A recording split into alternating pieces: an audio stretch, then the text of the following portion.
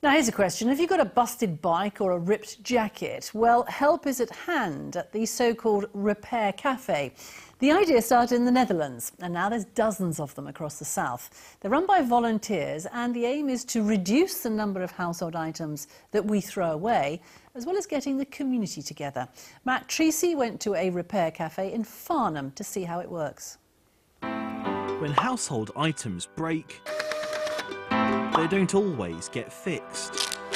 Often they are thrown away, and some end up in landfill. Unless you come here to a Repair Cafe, where they'll try and fix them for free. Well, I bought these in because they're my favourite pair of shoes. The seams at the back had come undone. They probably would have had to get chucked eventually. I bought in my pedal electric bicycle. The back carrier, the bolt had snapped on it. So I thought I'll bring it down to the Repair Cafe.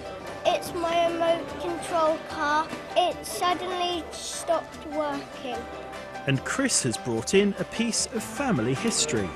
I bought my father's old tape-to-tape player, which he's recently moved into residential care. This machine was put away in a cupboard, and the tapes were kind of in the bottom of a drawer somewhere. This Repair Cafe in Farnham is one of around 60 in the UK and has been breathing new life into old treasures for more than 3 years.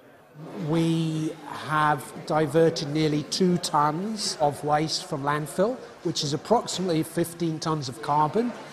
And also, additionally, by saving people having to buy a new product through repair, we've also saved citizens of Farnham about £40,000. You know, a lot of us are engineers or whatever, and we spend a lot of time these days on computers and with paper and stuff like that. It's a bit of a blessed relief, really. You can come down and actually tinker around with something. Well done. Clive used to fix Harrier jump jets. Today he's working on something a bit smaller, and it doesn't sound good. The problem is that the gear wheels is flopping about all over the place. I think the owner probably agrees with me that this is terminal. Yeah, well, it's had a good innings, but it's on its way out, I'm afraid. 1 in every 3 things brought in simply can't be fixed. Chris is still holding out hope for his dad's tape player. It's got some tapes which I think will have me and my siblings as children on. My grandfather should be on here as well. So, I mean, I'm sure there's a mechanism for getting these tapes downloaded, elsewhere, but it'd be nice to do them on the real thing, actually. And all around him, more things are being fixed. It's a fairly simple one, it's just very fiddly. Hurrah! Excellent, very happy. Yeah, they fix it.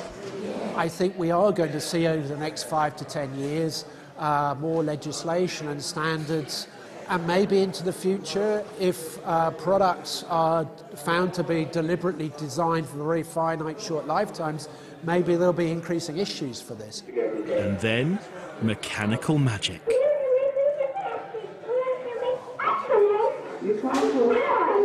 It's kind of bizarre, really, to think those sort of squabbling voices. My sister and I are aged probably 1 or 2 or 3 or something like that. We'll have to get you a chair, won't we? But I've got quite a lot of hours of tape now to work through to try and make some sense of it. I came along with some hope. I'm, delighted. Oh, it's a lovely ending to that story, isn't it, from Matt Treacy there. It's a great idea, Repair Cafes. Can you sew a button on? I could try. I'm not sure how long it would stay on for.